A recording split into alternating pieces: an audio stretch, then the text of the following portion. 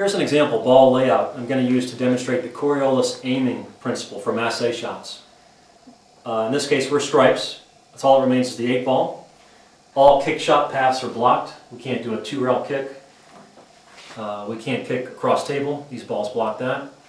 We could try a jump shot over the 7, but that's risky. We could scratch by jumping off the table, and we have to get up in the air pretty quickly.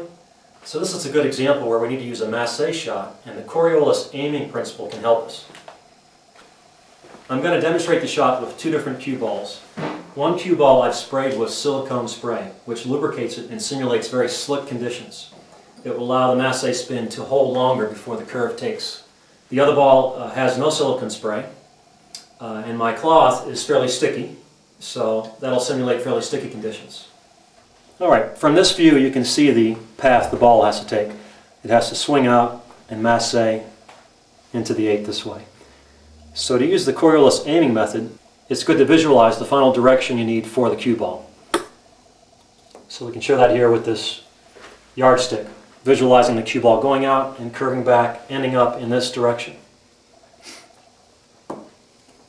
So Coriolis figured out that the point on the cloth where your tip is aiming,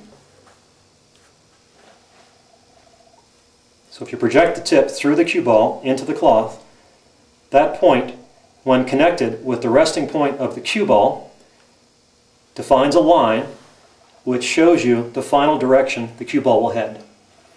So with the proper speed, the cue ball will head out, swerve, and head straight down this line, which is parallel to the line going through the resting point and the aiming point on the cloth.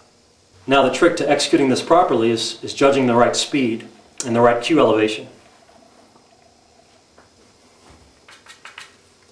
First I'll try it with the unmodified ball, which will simulate sticky conditions.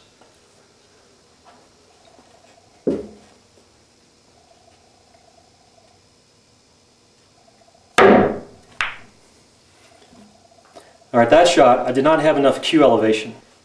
With not enough cue elevation, the cue ball squirts out too much before it starts curving back. So let's try again with a little bit more elevation. Same aim point. Pretty good. And if you look at my tip, it did come down very close to this aiming point that defines the line we wanted. So now I've replaced the cue ball with the one sprayed with silicone spray, which simulates very slick conditions. The ball will keep its spin more easily and will also skid out farther before it takes and turns towards the 8. So we don't have to hit this one as hard, and it's much easier to execute the shot.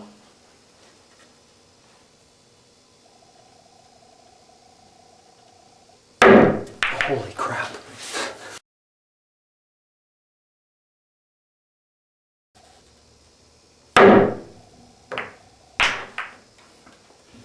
So you can see with that one, it went out a little bit too far before turning back to that desired direction. So I could have hit that one a little bit softer. And try again.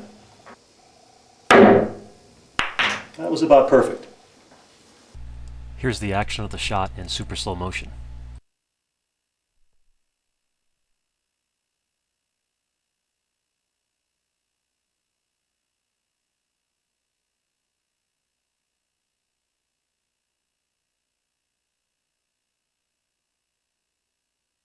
Notice how with slick conditions the cue ball spins and releases from the tip more easily.